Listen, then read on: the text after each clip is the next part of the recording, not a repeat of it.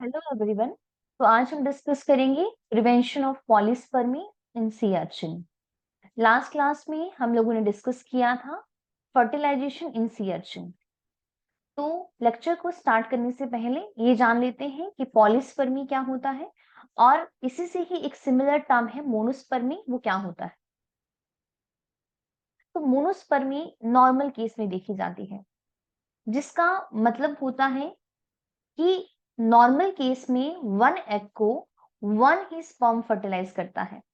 तो मोनो का मतलब होता है सिंगल,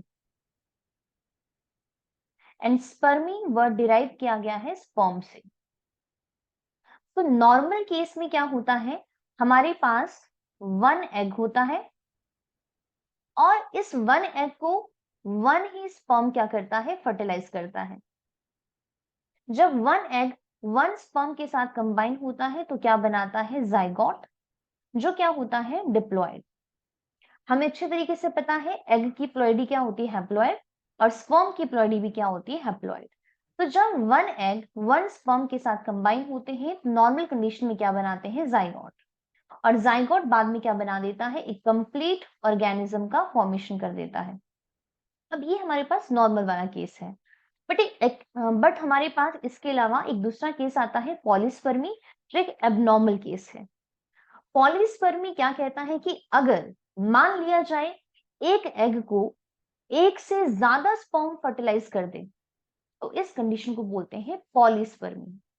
एंड ये जो पॉलीस्पर्मी वाली कंडीशन है ये लीथल होती है उस स्पीशीज के लिए। ऐसा जाइगोट कभी भी सरवाइव नहीं कर पाता है। तो हर एक लिविंग ऑर्गेनिज्म का एग इस पॉलीस्पर्मी को प्रिवेंट करना चाहता है। वो नहीं चाहता कि उसके एग को जब किसी एक स्पर्म ने फर्टिलाइज कर दिया है उसके बाद भी उसको कोई और फर्टिलाइज करे। तो आज हम इस लेक्चर में यह डिस्कस करने वाले हैं कि एक स्पीशीज अपने एग को कैसे प्रिवेंट करता है कि उस केस में पॉलीस्पर्मी ना हो। तो अब इसको डिटेल में डिस्कस करेंगे, लेकिन आज जो हम डिस्कशन करने वाले हैं, ऐसे तो पॉलीस्पर्मी हर एक स्पीशीज के अंदर होता है, बट हम डिस्कस करेंगे सी अर्चिन के केस में। तो सी अर्चिन के केस में क्या देखा गया है कि पॉलीस्पर्मी को प्रिवेंट करने के लिए दो मेथड अपनाए जाते हैं। पहला मेथड होता है fast block to the polyspermy, और ये जो फास्ट ब्लॉक होता है पॉलीस्पर्मी का, इसको करवाता है sodium. Fast block to the polyspermy mediated by sodium influx into the cell।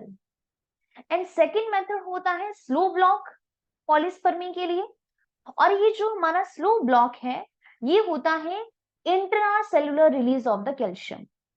तो सबसे पहले हमारे पास यहाँ पे दो इंपॉर्टेंट पॉइंट है कि सी अर्चिन के केस में पॉलीस्पर्मी को प्रिवेंट कैसे किया जाता है। पहला होता है फास्ट ब्लॉक। फास्ट ब्लॉक को कौन करवाता है, सोडियम का इनफ्लक्स। एंड सेकेंड मेथड होता है स्लो ब्लॉक, जो कौन करवाता है, intracellular release of the calcium. तो सबसे पहले हम डिस्कस करेंगे कि किस तरीके से फास्ट ब्लॉक होता है।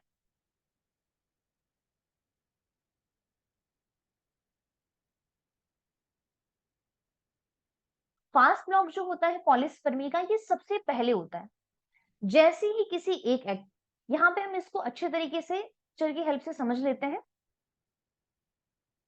अब ये तो हमें अच्छे तरीके से पता है कि सी अर्चिन के केस में फर्टिलाइजेशन कहां पे होती है, वाटर के अंदर होती है। तो मान लेते हैं ये एक सी अर्चिन का एग है। सपोज कीजिए ये हमारे पास एग है, और ये किसका एग है, ये सी अर्चिन का एग है। अब हमें ये भी पता है कि फर्टिलाइजेशन कहां पे होती है, वाटर के अंदर।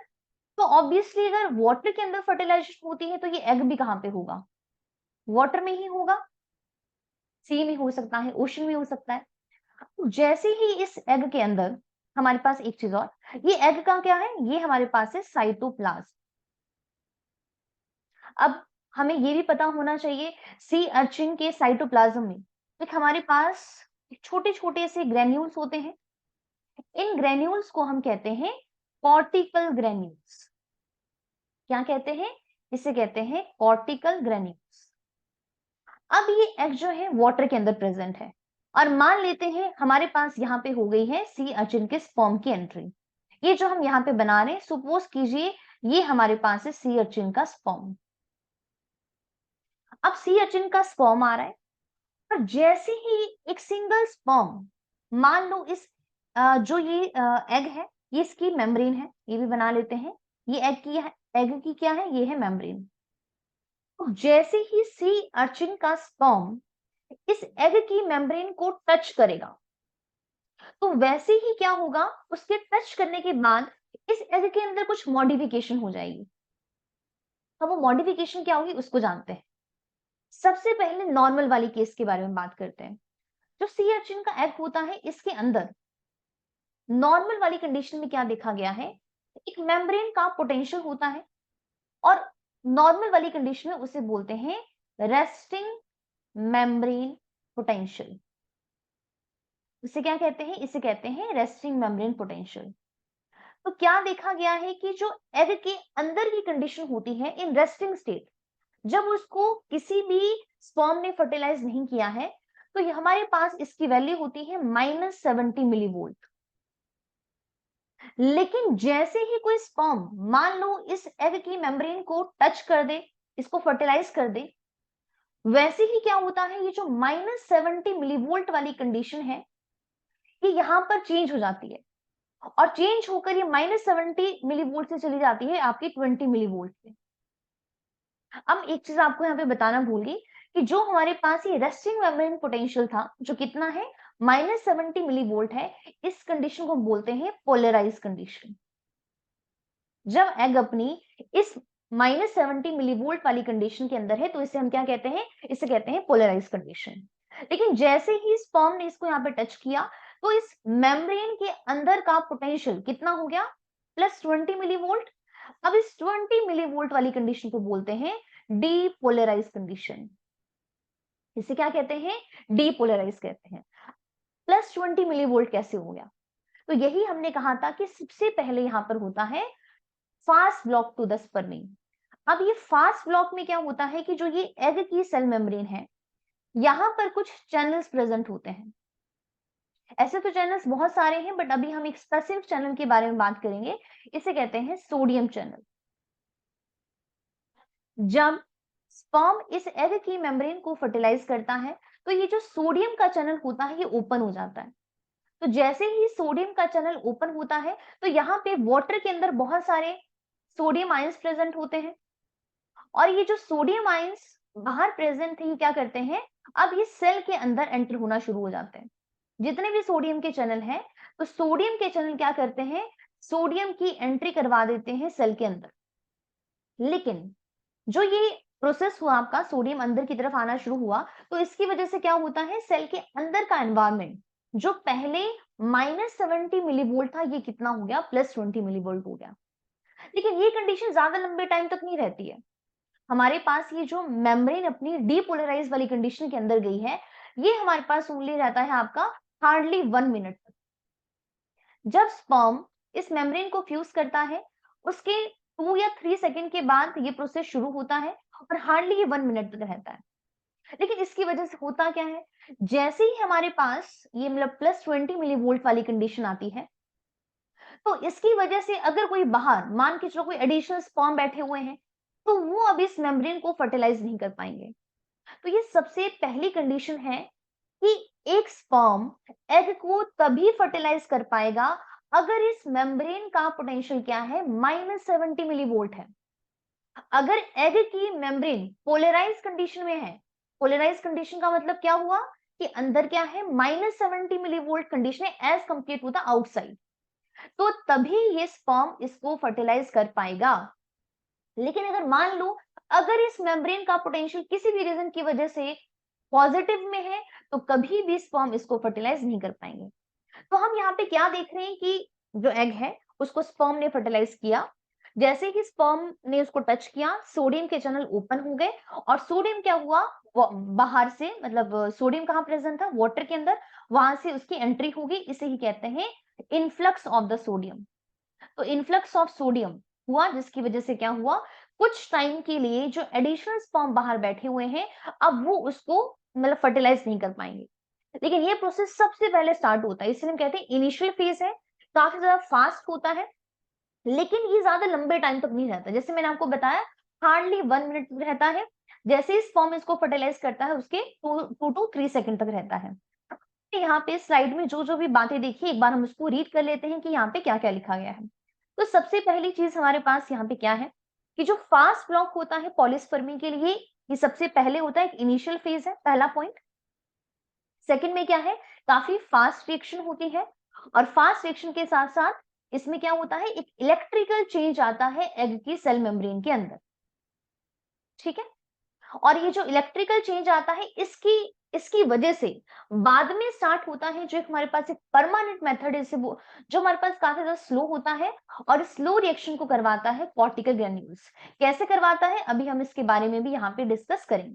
ठीक है, तो ये जो फास्ट ब्लॉक होता है पॉलीस्पर्मी का, ये इसको कौन अचीव करता है, जब चेंज आता है in the electrical potential of the egg cell membrane, जो किसकी वजह से होता है, जब स्पर्म एंट्री करता है एग के अंदर। तो नॉर्मली अभी हमने क्या देखा, ओरिजिनल केस के अंदर जो हमारे एग की मेम्ब्रेन है उसका रेस्टिंग मेम्ब्रेन पोटेंशियल क्या होता है, ये होता है 70 मिलीवोल्ट, जिसे हम एक्सप्रेस करते हैं -70 मिलीवोल्ट। क्यों, क्योंकि हम यहाँ पे जो ये बात करें ना कि अंदर का मेम्ब्रेन का पोटेंशियल नेगेटिव है, बाहर का पॉजिटिव है, तो एक्चुअली हम यहाँ पे कंपैरेटिवली बात कर रहे हैं। तो जैसे ही स्पर्म ने उस मेम्ब्रेन को फ्यूज किया तो उसकी वजह से क्या होता है, सोडियम की कंसंट्रेशन क्या हो जाती है, चेंज। तो within 1 to 3 second after the binding of the first sperm, membrane potential shift to a positive level about 20 millivolt with respect to the exterior. तो इसकी वजह से क्या होगा, जो हमारे पास एडिशनल स्पर्म है cannot fuse with the egg cell membrane that have a positive resting potential, so the shift means that no more sperm can fuse to that। तो ये हमारे पास था fast block to the polyspermy. अब ये जान लेते हैं कि सोडियम की इंपॉर्टेंस क्या है, what is the importance of sodium and the change in resting potential from negative to the positive. तो यहाँ पे ये 2 पॉइंट काफी ज्यादा इंपॉर्टेंट है कि जो पॉलीस्पर्मी है वो हो सकती है, हम उसको इंड्यूस करवा सकते हैं। हम एक एग को एक से ज्यादा स्पर्म से फ्यूज करवा सकते हैं, लेकिन वो कैसे होगा, पहला पॉइंट है, अगर हम कोई भी, मान के चलो बाहर से हमने इलेक्ट्रिक करंट अप्लाई कर दिया आर्टिफिशियली और सी अर्चिन की एग की मेम्ब्रेन को, उसका मेम्ब्रेन का पोटेंशियल क्या बना दिया, नेगेटिव बना दिया। जैसे अभी हम लोगों ने डिस्कस किया था कि जो हमारी मेम्ब्रेन है उसका नॉर्मली मेम्ब्रेन पोटेंशियल क्या होता है, नेगेटिव, तभी स्पर्म उसको फ्यूज कर पाता है। लेकिन अगर मान के चलो एक स्पर्म फ्यूज हो गया है एग के साथ और फिर भी हमने उस मेम्ब्रेन को पॉजिटिव नहीं होने दिया, हमने किसी तरीके से सोडियम की एंट्री रोक दी, तो मेम्ब्रेन का पोटेंशियल क्या रहेगा, नेगेटिव। तो उस केस के अंदर उस एग को एक से ज्यादा स्पर्म क्या कर सकते हैं, फर्टिलाइज कर सकते हैं। तो यहाँ पे यही लिखा गया है, क्या मेंशन किया गया है कि if an electric current is applied to artificially keep the sea urchin egg membrane potentially negative, तो हम क्या कर सकते हैं, हम पॉलीस्पर्मी को इंड्यूस कर सकते हैं। सेकंड हमारे पास क्या है, जो फास्ट ब्लॉक है, fast block to the polyspermy, हम इसको और किस तरीके से करवा सकते हैं, अगर किसी भी रीजन की वजह से सोडियम की कंसंट्रेशन सराउंडिंग के वाटर में क्या कर दे, कम कर दे।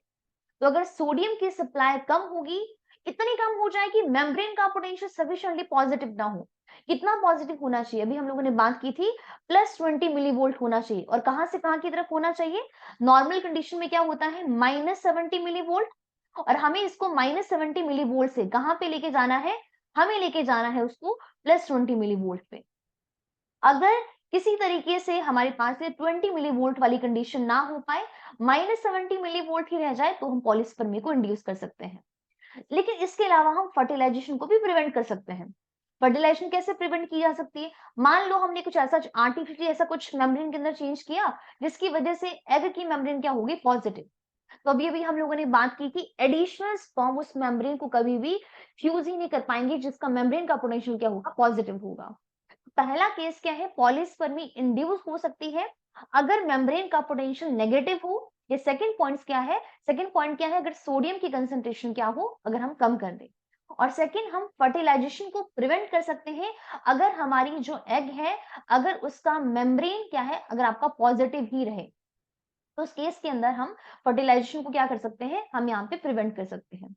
यहाँ पर एक डायग्राम दिया गया है, जो ये गिलबर्ट की बुक से मैंने एक डायग्राम लिया है। आप इसको अच्छे तरीके से देख सकते हो, यहाँ पे काफ़ी अच्छा पॉइंट इन्होंने दिया है। देखिए, ये डायग्राम हमें क्या बता रहा है? पहली बात तो ये देख लेते हैं, एक्स एक्सिस पे टाइम दिया गया है, जो सेकंड के अंदर दिया है, और वाई एक्सिस पे इस मेम्ब्रेन का पोटेंशियल दिया है, जिसे हम चेक करते हैं मिलीवोल्ट के अंदर। और ये किसकी बात हो रही है? ये एग की बात हो रही है। तो ये देखिए, हमारे पास ये पहला डायग्राम हमें क्या बता रहा है? ये बता रहा है कि उस मेम्ब्रेन का पोटेंशियल, देखो यहाँ पे 0 है, यहाँ पे -50 और हमारे पास यहाँ पे क्या है, -100। ऑब्वियसली हमारे पास यहाँ पे होगा -70 मिलीवोल्ट। ये क्या कह रहा है कि नॉर्मल वाली कंडीशन में जो हमारा एग है, उसका मेम्ब्रेन का पोटेंशियल कितना है? यहाँ पे है -70 मिलीवोल्ट। ठीक है, इसके बाद क्या हुआ, कुछ टाइम के बाद हमने इस पॉइंट पे यहाँ पे देखो स्पर्म को ऐड कर दिया। लेकिन जैसे ही हमने स्पर्म को ऐड ऐड किया, उसके कुछ टाइम के बाद देखो यहाँ पे 20 सेकंड के बाद क्या हुआ? 20 सेकंड के बाद क्या लिखा है? जब स्पर्म एग के कांटेक्ट के अंदर आ गया, फिर क्या हुआ? जो हमारे पास इस मेम्ब्रेन का -70 मिलीवोल्ट पोटेंशियल था, वो देखो डायरेक्टली देखो कहां पर पहुंच गया? ये हमारा पहुंच गया यहाँ पे आसपास आपका, मतलब 0 से ऊपर ही चला गया, +20 के आसपास चला गया।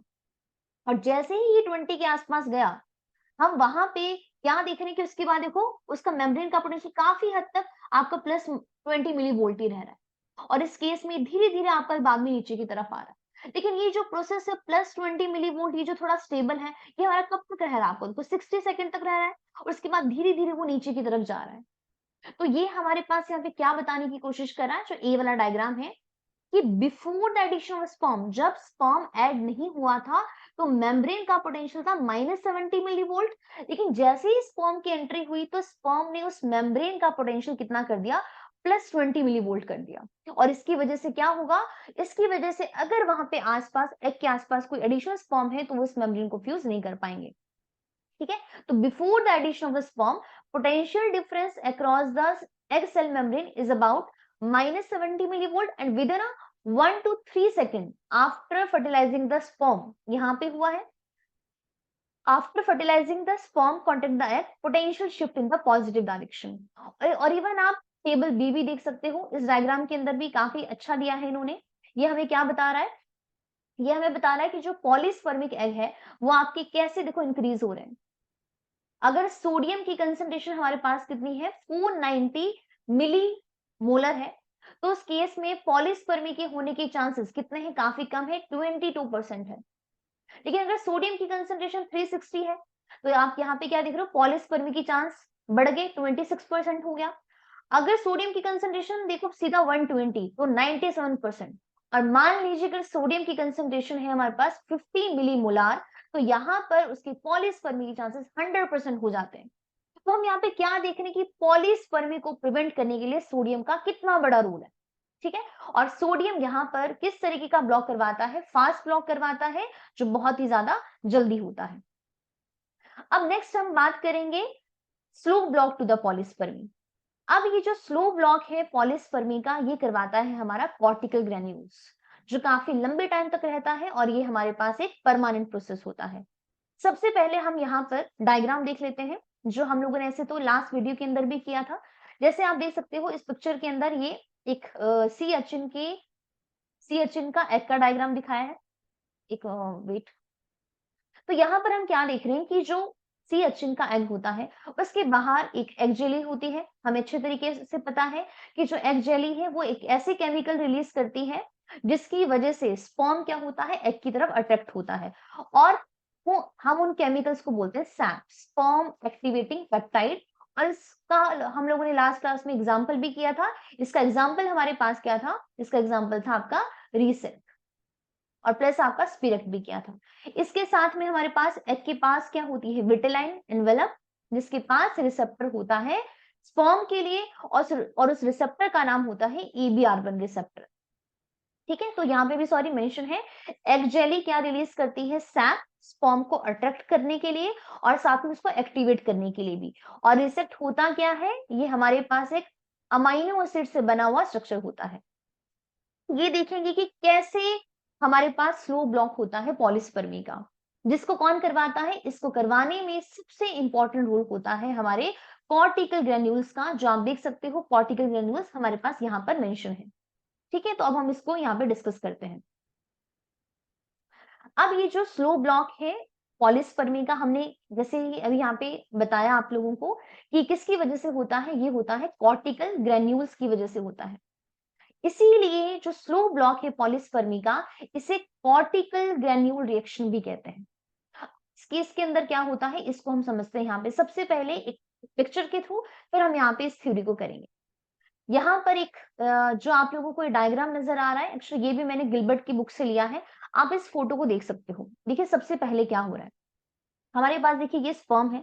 ये स्पर्म जो है देखो, जैसे ही इसने विटेलाइन एनवेलप को यहाँ पे टच किया, तो उसके कुछ देर के बाद ये हमारे पास एग का साइटोप्लाज्म है, और एग के साइटोप्लाज्म के अंदर क्या प्रेजेंट होते हैं, यहाँ पर होते हैं कॉर्टिकल ग्रेन्यूल्स। अब ये जो कॉर्टिकल ग्रेन्यूल्स है, यहाँ पर देखिए ये क्या हो गए, फ्यूज हो गए। अब इस कॉर्टिकल ग्रेन्यूल्स के अंदर बहुत सारा मटेरियल प्रेजेंट होता है। जैसे आप यहाँ पे कुछ नाम देख सकते हो। सबसे पहले नेम यहाँ पे मेंशन किया गया है सीजीएसपी। सीजीएसपी होता है cortical granule serine protease. Second होता है टीजी। टीजी होता है ट्रांसग्लूटामिनेज। हमारे पास ये कुछ ऐसे केमिकल कंपाउंड होते हैं जो कॉर्टिकल ग्रेन्यूल से रिलीज होते हैं। अब जब ये सारी चीजें कॉर्टिकल ग्रेन्यूल से रिलीज होती हैं, तो वो क्या करते हैं, यहाँ पे देखिए एक हमारे पास एक बहुत मोटी सी लेयर बना रहे हैं, और ये जो थिक लेयर बन रही है, इस थिक लेयर को हम कहते हैं फर्टिलाइजेशन एनवेलप। तो इस फर्टिलाइजेशन एनवेलप को बनाने के लिए सीजीएसपी, टीजी, इवन यूडीएक्स1, अभी हम इसके बारे में डिस्कस करेंगे, ओवीओपी, सबका बहुत बड़ा रोल होता है। और जैसे ही ये मतलब यहाँ पे हम क्या दिख रहे हैं, पहले हमारे पास क्या हुआ, फास्ट ब्लॉक हुआ। फास्ट ब्लॉक जैसे ही खत्म होता है, उसके बाद ही हमारे पास ये स्लो ब्लॉक शुरू हो जाता है। और इस स्लो ब्लॉक को कौन करवाता है, कॉर्टिकल ग्रेन्यूल्स। कैसे करवाते हैं, उस मेम्ब्रेन पे फ्यूज हो जाते हैं और अपना सारा का सारा मटेरियल यहाँ पे रिलीज कर देते हैं। जैसे रिलीज करते हैं, हमारी ये मेम्ब्रेन काफी ज्यादा एकदम थिक हो जाती है, और जो ये थिक हुई वाली मेम्ब्रेन है, इसे बोलते हैं फर्टिलाइजेशन एनवेलप। अब इसकी वजह से एडिशनल स्पर्म जो है इस मेम्ब्रेन को फ्यूज नहीं कर पाएंगे। ठीक है, तो यहाँ पे जो बातें लिखी गई थी, एक बार बस हम इसको पढ़ लेते हैं कि कॉर्टिकल ग्रेन्यूल्स यहाँ पे क्या-क्या चीजें करता है। तो पहली बात तो, जैसे अभी हम लोगों ने डिस्कस किया कि जो फास्ट ब्लॉक होता है पॉलीस्पर्मी का, ट्रांजिट होता है, तो काफी लंबे टाइम तक ये नहीं रहता है। ठीक है, कुछ मिनट तक ही क्या हो पाएगा, मेम्ब्रेन का पोटेंशियल पॉजिटिव हो पाएगा। तो इसके बाद अब हमारे पास स्लो ब्लॉक इनफ नहीं है, सफिशिएंट नहीं है कि वो एडिशनल स्पर्म को रोक सके वहां पे इसको फर्टिलाइज होने के लिए। तो बाकी स्पर्म को कौन अकम्प्लिश करता है, इसे करता है कॉर्टिकल ग्रेन्यूल रिएक्शन, जिसे कहते हैं slow block to the polyspermy. अभी कैसे होता है, तो इस रिएक्शन के होने का रीजन है कि उस एनिमल्स के अंदर क्या प्रेजेंट होते हैं, वहां पर प्रेजेंट होते हैं कॉर्टिकल ग्रेन्यूल्स, और इसका नंबर भी यहाँ पे दिया है 15,000 के आसपास कॉर्टिकल ग्रेन्यूल्स होते हैं, जिनका डायमीटर भी दिया है 1 माइक्रोमीटर होता है। तो जैसे ही स्पर्म की एंट्री हुई, तो कॉर्टिकल ग्रेन्यूल्स फ्यूज कर जाते हैं एग की मेम्ब्रेन के साथ और रिलीज कर देते हैं अपना कंटेंट। कहां पर रिलीज करते हैं, सेल मेम्ब्रेन एंड द जो विटल एनवेलप है उसके बीच में, और एक मोटी सी लेयर बना देते हैं, और उसे कहते हैं फर्टिलाइजेशन एनवेलप। लेकिन कॉर्टिकल ग्रेन्यूल से तो काफी सारी चीजें रिलीज होती है, बट जो बहुत इंपॉर्टेंट चीज है वो रिलीज होता है CGSP. What is CGSP, cortical granule serine protease. अब हम यहाँ पे इसका फंक्शन भी देख लेते हैं कि जो एक कॉर्टिकल ग्रेन्यूल सीरीन प्रोटीज है, ये क्या क्या काम करते हैं। पहला काम ये क्या करता है, ये ऐसी प्रोटीन को क्लीव कर देता है जो विट एनवेलप को एग की सेल मेम्ब्रेन के साथ जोड़ने का काम कर रहा था। और बहुत इंपॉर्टेंट सेकंड काम ये क्या करता है, ये बिंडिन के रिसेप्टर को क्लिप ऑफ कर देता है। और बिंडिन का रिसेप्टर कौन था, बिंडिन का रिसेप्टर था EBR1, जो कहां प्रेजेंट था, विटलाइन मेम्ब्रेन के ऊपर। तो जैसे ही हमारे पास बिंडिन का रिसेप्टर क्लिप ऑफ हो गया, तो इसकी वजह से क्या होगा, अगर स्पर्म आ भी गया तो भी वो उसको फर्टिलाइज नहीं कर पाएगा। और इसके साथ साथ जो हमारे पास एक कॉर्टिकल ग्रेन्यूल सीरीन प्रोटीज है, अगर वहां पर कोई भी स्पर्म अटैच है, कहां पर प्रेजेंट है, एग के ऊपर, तो ये उसको भी क्लिप ऑफ करने का काम कर देता है। और ये प्रोसेस सारी चीजें कब स्टार्ट होती है, स्पर्म के ट्विन स्पर्म एंटर हो गया उसके 20 सेकंड के बाद ये सारी चीजें क्या होती है, स्टार्ट होती है। ठीक है, इसके अलावा जो हमारे पास कॉर्टिकल ग्रेन्यूल्स है, जिसका इतना बड़ा रोल होता है यहाँ पे इस प्रोसेस को करने के लिए, ये बहुत सारी चीजें रिलीज करता है। सबसे पहली चीज क्या रिलीज करता है, cortical granule सीरिन proteases, second release करता है ग्लाइकोसा अमाइनोग्लाइकेन्स, थर्ड रिलीज करता है टीजी, जिसके बारे में अभी हम लोगों ने बात की थी। What is TG? Transglutaminase. Fourth होता है हाइलिन, फिफ्थ होता है एडेसिव ग्लाइकोप्रोटीन। और इन सारी चीजों का काम क्या होता है? पॉलीस्पर्मी को प्रिवेंट करना। इसके अलावा जो हमारे पास यहाँ पे हाइलिन है और जो इसके अलावा कुछ और भी एडेसिव ग्लाइकोप्रोटीन होते हैं, ये अर्ली एम्ब्रियो को फिजिकल सपोर्ट प्रोवाइड करते हैं for the cleavage stage blastomere. ठीक है, तो ये वाला डायग्राम भी हम लोगों ने कर लिया। इसके अलावा यहाँ पे कुछ एडिशन लिखा गया है कि क्या क्या चीजें होती है कि जो कॉर्टिकल ग्रेन्यूल से, ये हम लोगों ने बात कर ही ली है कि उसकी वजह से क्या रिलीज होता है? कॉर्टिकल ग्रेन्यूल सीरिन प्रोटीज, जो लीव कर देता है ऐसी प्रोटीन को जो विटेलाइन एनवेलप को सेल मेम्ब्रेन के साथ लिंक करने का काम कर रही थी। सेकंड हमारे पास क्या होता है? जो ग्लाइकोस अमाइनोग्लाइकेन्स हैं, ये क्या करते हैं? ये ऑस्मोटिक ग्रेडियंट फॉर्म करते हैं, जिसकी वजह से वहां पर वाटर एंटर होता है, और जैसे ही वाटर एंटर होता है तो विटेलाइन एनवेलप और सेल मेम्ब्रेन के बीच का जो स्पेस था वो पूरा का पूरा क्या हो जाता है? स्वेल हो जाता है। इसके अलावा थर्ड, कॉर्टिकल ग्रेन्यूल्स एक एंजाइम रिलीज करते हैं, उस एंजाइम का नाम क्या है? एंजाइम यूडीएक्स1। अब ये जो एंजाइम यूडीएक्स1 है, ये क्या काम करता है? ये हाइड्रोजन परऑक्साइड का फॉर्मेशन करता है, और ये जो हाइड्रोजन परऑक्साइड है ये सबस्ट्रेट बनता है ओवीओपी के लिए। What is OVOP? It is a ovoperoxidase. लेकिन इससे क्या होगा? तो ये जो ओवीओपी है और जो टीजी है, दोनों ही विटेलाइन एनवेलप को हार्ड कर देते हैं ताकि फर्टिलाइजेशन एनवेलप ढंग से बन पाए और एडिशनल स्पर्म वहां पे उसको फ्यूज ना कर पाए। लेकिन हमारे पास सेकंड यहाँ पे क्वेश्चन ये राइज होता है कि कॉर्टिकल ग्रेन्यूल्स एकदम अपने आप ही कैसे फ्यूज हो गए? वो मान लिया कि स्पर्म आया, उसने मेम्ब्रेन को फ्यूज किया और इसकी वजह से कॉर्टिकल ग्रेन्यूल रिएक्शन स्टार्ट हो गई। लेकिन अब यहां पर आता है एक बहुत बड़ा ट्विस्ट। इस कॉर्टिकल ग्रेन्यूल्स की फ्यूजन के लिए बहुत बड़ा रोल होता है कैल्शियम के आयन का। बिना कैल्शियम आयन के कॉर्टिकल ग्रेन्यूल रिएक्शन कभी हो ही नहीं सकती, कभी पॉसिबल ही नहीं है। लेकिन अगेन कैल्शियम आयन कहां से आया? तो कैल्शियम आयन को रिलीज करवाने में बहुत बड़ा इंपॉर्टेंट रोल होता है आईपी3 का। अब ये आईपी3 क्या है? आईपी3 होता है आइनोसिटोल 1,4,5 ट्राइफॉस्फेट, जो प्राइमरी एजेंट बनता है कैल्शियम को रिलीज करवाने के लिए। लेकिन कैल्शियम रिलीज कहां से होता है ये भी इंपॉर्टेंट है। तो कैल्शियम रिलीज होता है ईआर से। अब ये सारी चीजें हम देखते हैं यहाँ पे एक डायग्राम के थ्रू। तो हमारे पास एक यहाँ पे डायग्राम है, सबसे पहले इसको देख लेते हैं। जैसे आप यहाँ पे इस पिक्चर के अंदर देख सकते हो, ये हमारे पास ये पार्ट यहाँ पे स्पर्म का हेड दिखाया गया है, और ये जो नीचे वाला पार्ट है ये हमारे पास दिखाई गई है एग की सेल मेम्ब्रेन। एग की मेम्ब्रेन दिखाई गई है। अब इस डायग्राम से हमें क्या पता चल रहा है? यहाँ पे देखिए ये स्पर्म है और स्पर्म के ऊपर क्या प्रेजेंट है? रिसेप्टर। इस रिसेप्टर का नाम क्या है? बिंडिंग। रियली सॉरी, इस स्पर्म के हेड के ऊपर लिगेंड प्रेजेंट है, लिगेंड का नाम क्या है? बिंडिंग। और बिंडिंग का रिसेप्टर कहां प्रेजेंट होता है? एग की मेम्ब्रेन के ऊपर लिखा गया है स्पर्म का रिसेप्टर। और स्पर्म के रिसेप्टर का नाम क्या होता है? इस रिसेप्टर का नाम होता है एबीआर1। अब जैसे ही ये बिंडिंग इस स्पर्म के रिसेप्टर पे आके बाइंड होता है, वैसे ही यहाँ पर एक मॉलिक्यूल प्रेजेंट होता है जिसे बोलते हैं टीके। व्हाट इज टीके? It is a tyrosine kinase, जो आपका एसआरसी फैमिली को बिलोंग करता है। लेकिन ये टीके तभी एक्टिवेट होगा जब बिंडिन इस एबीआर1 के साथ क्या होगा? अटैच होगा। जैसे ही बिंडिन इस एबीआर1 के ऊपर आके अटैच हुआ, टीके एक्टिवेट हो जाता है, और टीके के एक्टिवेट होने की वजह से एक एंजाइम एक्टिवेट होता है जिसका नाम है पीएलसी।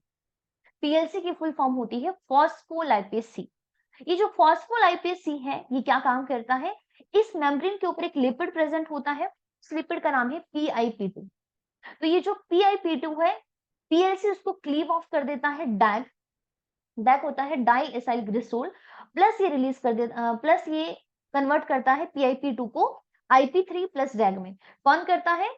पीएलसी पीआईपी2 को डैग प्लस आईपी3 के अंदर कन्वर्ट कर देता है। अब ये जो आईपी3 है, ये क्या काम करता है? इस एग के अंदर ही क्या प्रेजेंट होता है? Endoplasmic reticulum. उस एंडोप्लाज्मिक रेटिकुलम के ऊपर आकर उसकी मेम्ब्रेन पे बाइंड हो जाता है, और मेम्ब्रेन पे आकर कहाँ बाइंड होता है?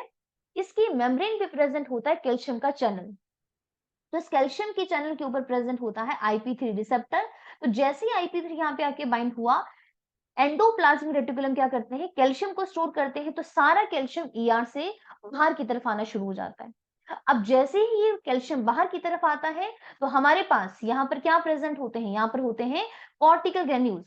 और कॉर्टिकल ग्रेन्यूल्स क्या करते हैं, अपना सारा मटेरियल वहां पे रिलीज करना शुरू कर देते हैं। तो फॉस्फोलाइपेज सी जो बहुत इंपॉर्टेंट है, ये क्या करते हैं, यही जनरेट करते हैं IP3 को। और IP3 क्यों चाहिए?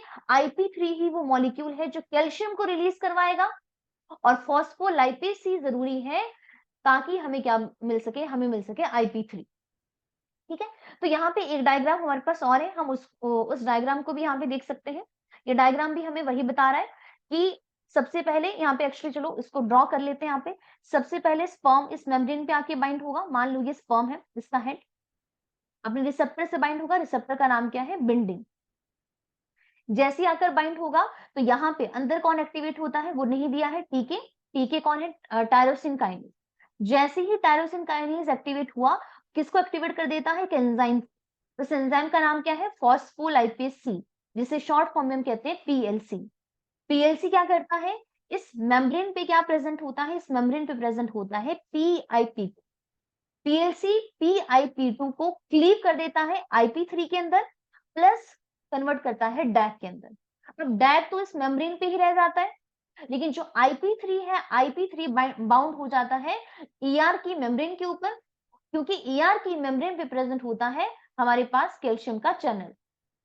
तो ये जो कैल्शियम चैनल है, इसके ऊपर प्रेजेंट होता है IP3 का रिसेप्टर। तो जैसे ही IP3 इस कैल्शियम के चैनल के ऊपर आकर बाइंड हुआ, तो कैल्शियम क्या हुआ? ER से बाहर आना शुरू हो गया। तो हम यहाँ पे क्या देख रहे हैं कि हमें कैल्शियम को रिलीज करवाने के लिए IP3 चाहिए था। और कैल्शियम क्यों चाहिए? क्योंकि कैल्शियम ही वो मॉलिक्यूल है जो क्या करवाएगा? कॉर्टिकल ग्रेन्यूल्स का एक्सोसाइटोसिस करवाएगा।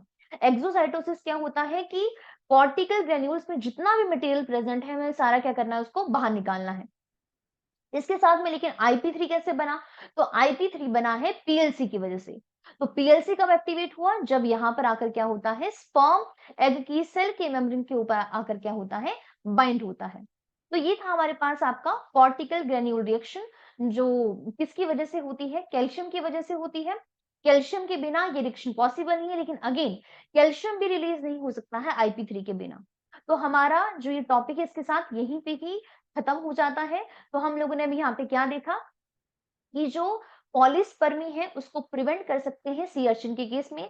पहला मेथड हम लोगों ने किया स्लो ब्लॉक, पहला मेथड हम लोगों ने किया फास्ट ब्लॉक, जो किसकी वजह से होता है? सोडियम की वजह से। और सेकंड मेथड हम लोगों ने किया स्लो ब्लॉक, जो होता है कॉर्टिकल ग्रेन्यूल्स की वजह से। लेकिन कॉर्टिकल ग्रेन्यूल्स को फ्यूज करवाने में बहुत बड़ा रोल होता है कैल्शियम का, और कैल्शियम को रिलीज करवाने में सबसे बड़ा इंपॉर्टेंट रोल होता है हमारे पास IP3 का। लेकिन IP3 को कौन एक्टिवेट करता है? इसको करता, मतलब इसको कौन बनाता है? इसको बनाता है PLC। तो अब हम यहाँ पे कुछ प्रीवियस ईयर क्वेश्चंस कर लेते हैं जो अब तक नेट के अंदर आए हुए हैं। तो सबसे पहला क्वेश्चन हम लोग करेंगे जो आपका 2020 में ही आया है। क्वेश्चन क्या कह रहा है? पहला क्वेश्चन है, several marine organism release their gametes into the environment where sperm attraction and subsequent event lead to successful fertilization. With reference to sea urchin, which one of the following statement is not true? तो यहाँ पे जो statement true नहीं है, हमें उसके बारे में बताना है। तो पहला स्टेटमेंट हमारे पास क्या कह रहा है? एडिशन ऑफ रिसेप्ट into a drop of seawater containing sperm specifically attract the sperm of the A punctuata। ये हम लोगों ने लास्ट वाली वीडियो के अंदर डिस्कस किया था कि जो रिसेप्ट है वो क्या काम करता है? वाटर के अंदर स्पर्म को अट्रैक्ट करने का काम करता है। तो पहली स्टेटमेंट हमारे पास क्या हो गई है? ठीक। और इसने क्या पूछा? इसने नॉट ट्रू पूछा है। सेकंड स्टेटमेंट क्या है? IP3 is formed initially at the site of sperm entry and release the sequester calcium। ये हम लोगों ने अभी भी बात की है कि जो IP3 है वो क्या काम करता है? IP3 ही कैल्शियम को रिलीज करवाता है। और कैल्शियम कहां से रिलीज होता है? जो ER के अंदर प्रेजेंट होता है। तो ER के अंदर जो कैल्शियम प्रेजेंट है उस कैल्शियम को रिलीज करवाने में किसका बड़ा रोल होता है? IP3 का। और IP3 बनता कहां से है? जहां पे स्पर्म की एंट्री होती है। तो ये वाला स्टेटमेंट भी हो गया हमारा ट्रू। थर्ड स्टेटमेंट है calcium prevent docking of the cortical granules of the egg to the cell membrane. ये स्टेटमेंट तो टोटली गलत है। अभी अभी हम लोगों ने यहाँ पे क्या बात पढ़ी थी कि कैल्शियम क्या काम करता है? वो तो कॉर्टिकल ग्रेन्यूल्स को फ्यूज करवाता है, इवन वो प्रिवेंट नहीं करता है, वो तो प्रमोट करता है ताकि कॉर्टिकल ग्रेन्यूल्स फ्यूज हो जाए और यहाँ पे क्या करवाए? स्लो ब्लॉक करवा दे। तो हमारे पास नॉट ट्रू पूछा था, तो आंसर हमारे पास यहाँ पे थर्ड ही हो जाता है। इसके अलावा फोर देख लेते हैं। ये कह रहा है inhibitor that specifically block the PLC. किसके बारे में बात हो रही है? पीएलसी हमारे पास है फॉस्फोलाइपेज सी, अभी हम लोगों ने डिस्कस किया। और ये फॉस्फोलाइपेज सी क्या करता है? ये करता है PIP2 को क्लीव कर देता है डैक प्लस IP3 के अंदर। और IP3 क्या रिलीज करवाता है? कैल्शियम। तो ये कह रहा है कि ऐसे इनिबिटर जो स्पेसिफिकली ब्लॉक कर दे पीएलसी को can be circumvented by the micro injecting IP3 into the egg. बिल्कुल सही है। सर्कमवेंटेड का मतलब क्या होता है? कंपनसेट करना। कि अगर हम ऐसा इनिबिटर यूज करें जिसकी वजह से पीएलसी ब्लॉक हो गया, लेकिन फिर भी हमने किसी तरीके से IP3 एग के अंदर डाल दिया, तो पीएलसी तो हमें IP3 के लिए ही चाहिए था। तो अगर हमने पीएलसी को ब्लॉक भी कर दिया और हमने वहां पे IP3 इंजेक्ट भी कर दिया, तो काम तो हो ही गया ना। तो इसकी वजह से भी क्या हो जाएगा? पॉलीस्पर्मी प्रिवेंट हो जाएगी। तो आंसर हमारे पास यहाँ पे बन गया थर्ड। इसके अलावा आप सेकंड क्वेश्चन यहाँ पे देखते हैं जो आपका जून 2012 के अंदर पूछा गया है। Fertilization in sea urchin egg involve calcium release from the ER for cortical granules reactivation. The major molecule responsible for releasing the calcium from the intracellular stories. तो ऑब्वियसली अभी हम इतनी बार डिस्कस कर चुके हैं कि कैल्शियम को रिलीज कौन करवाता है? कैल्शियम को रिलीज करवाता है हमारा IP3। और ये फुल फॉर्म क्या है IP3 की? आइनोसिटोल 1,4,5 ट्रायोफॉस्फेट। इसके अलावा थर्ड क्वेश्चन है हमारे पास। ये क्वेश्चन काफी ज्यादा इंटरेस्टिंग है। हमारे पास यहाँ पे ग्राफ दिया गया है। पहले क्वेश्चन रीड कर लेते हैं। क्वेश्चन क्या कह रहा है? क्वेश्चन कह रहा है फर्टिलाइजेशन इन सी अर्चिन इन्वॉल्व्स। इसमें क्या होता है? जो स्पर्म के पास बिंडिन होता है वो यहाँ पे इंटरेक्शन करता है अपने रिसेप्टर के साथ, और उस रिसेप्टर का नाम क्या है? ABR1। ABR1 जो है एक 350 किलो डाल्टन की ग्लाइकोप्रोटीन है जो एग की विटेलाइन मेम्ब्रेन के ऊपर प्रेजेंट होती है। अब हमारे पास एक यहाँ पे प्लॉट दिया गया है, ये वाला डायग्राम। और ये डायग्राम हमें किसके बारे में बता रहा है? ये डायग्राम बता रहा है कि अभी एग क्या है? अभी एग हमारे पास अनफर्टिलाइज है। तो जब हमारा एग अनफर्टिलाइज है तो उस केस में उसने तीन चीजें यहाँ पे बताई है। पहला, उसने यहाँ पे मेम्ब्रेन के पोटेंशियल का स्टेटस बताया है। सेकंड, उसने लेवल बताया है ABR1 का, सोडियम का, पोटेशियम का अनफर्टिलाइज एग के अंदर। तो अगर हम इस डायग्राम को देखें, हमारे पास यहाँ पे टाइम दिया है और यहाँ पर क्या दिया है? मेम्ब्रेन का पोटेंशियल। और ये किसकी बात है? अनफर्टिलाइज एग की। तो हम यहाँ पे देख सकते हैं, देखो ये मेम्ब्रेन का पोटेंशियल दिखाया है, यहाँ पे -50 है, यहाँ पे -100 है। तो ऑब्वियसली हमारे पास यहाँ पे कितना होगा? ये -70 मिली वोल्ट के आसपास होगा। ठीक है। और इस केस में हमारे पास ये हमें क्या बता रहा है? ये बता रहा है EBR1 के बारे में। ये हमारे पास बता रहा है सोडियम के बारे में, और ये हमारे पास बता रहा है पोटेशियम के बारे में, इसकी concentration. Which one of the following graph best represent the condition with an egg 1 to 3 second after fertilisation? तो अभी हम लोगों ने देखा कि जैसे ही एक स्पर्म एग को फ्यूज करता है तो क्या स्टार्ट हो जाता है? हमारे पास शुरू हो जाता है fast block to the polyspermy, जो किसकी वजह से होता है? सोडियम की वजह से। सोडियम इनफ्लक्स होता है और मेम्ब्रेन का पोटेंशियल -70 से कहां पे आ जाता है? ये आ जाता है हमारे पास आपका +20 के आसपास। तो हमारे पास ये चार यहाँ पे ग्राफ दिए गए हैं, पहला, दूसरा, तीसरा, चौथा। हम इसमें से करेक्ट ग्राफ के बारे में बताना है। तो सबसे पहले इन तीनों ग्राफ के अंदर ये चीज देखते हैं कि किस केस के अंदर जो मेम्ब्रेन का पोटेंशियल है वो -70 से कहा हमें पहुंचाना है? +20 तक पहुंचाना है। तो अगर हम पहले वाले डायग्राम की बात करें, इस पहले वाले में, तो इसमें भी हम देख रहे हैं कि यहाँ पे ऊपर तक पहुंचा, तो ऑप्शन ये भी हो सकता है। सेकंड में भी गया है, थर्ड में भी गया, लेकिन फोर्थ में नहीं गया। तो फोर्थ तो किसी एंगल से भी इसका आंसर नहीं बनता है। अब देखते हैं, हमें पता है स्लो ब्लॉक। क्वेश्चन क्या गया? क्वेश्चन क्या पूछा गया है? 1 to 3 second after fertilisation. Fertilisation के 1 से 3 सेकंड के बाद क्या होता है? तो हमें अच्छे तरीके से पता है सोडियम का लेवल क्या हो जाता है? हाई।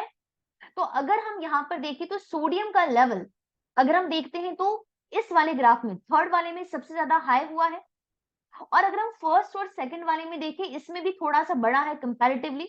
लेकिन अगेन यहाँ पे एक एरर है, अगर आप ध्यान से देखो, हमने कहा ना सोडियम का लेवल इतना ज्यादा हाई होता है कि वो मेम्ब्रेन के पोटेंशियल को +20 पे लेके चला जाता है। तो अगर हम इस डायग्राम को यहाँ पे देखें, इसकी वजह से हमारे पास इसका लेवल तो काफी ज्यादा डाउन है, यहाँ पे भी डाउन है, यहाँ पे काफी ज्यादा हाई गया है। लेकिन अगेन क्या पोटेशियम का रोल हम लोगों ने पढ़ा कि पोटेशियम का कोई भी रोल होता है। तो अगर हम यहाँ पे फर्स्ट और सेकंड ग्राफ को देखते हैं तो यहाँ पे पोटेशियम का लेवल बहुत ज्यादा हाई हो गया है, जो यहाँ पे फर्स्ट और सेकंड को भी बना देते हैं गलत, क्योंकि यहाँ पर पोटेशियम के लेवल पे तो कोई डिफरेंस ही नहीं आता है, कोई यहाँ पे चेंज ही नहीं आता है।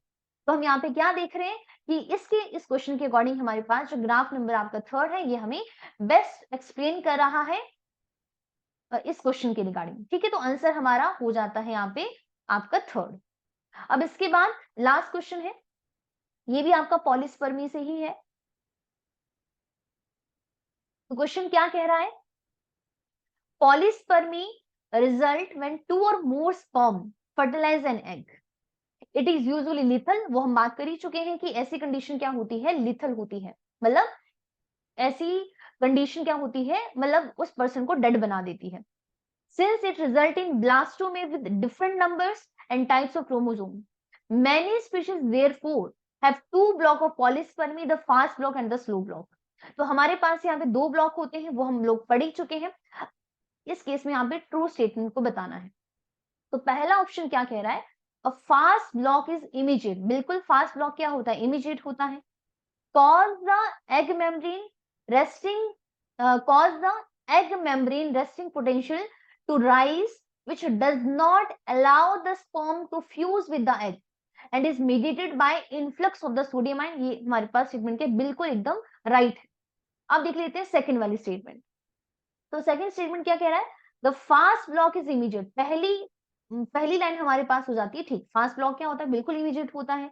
आगे कह रहा है cause the egg membrane resting potential to rise, which does not allow the sperm to fuse with the egg and is mediated by efflux of the sodium ion। ये हमारे पास ये लाइन क्या हो जाती है, गलत, क्योंकि सोडियम का इफ्लक्स नहीं होता है, एग्जिट नहीं होता, उसका क्या होता है, इनफ्लक्स होता है। बाकी पूरी स्टेटमेंट ठीक है, तो हमारा आंसर यहाँ पे ये बी वाली स्टेटमेंट हो जाती है गलत।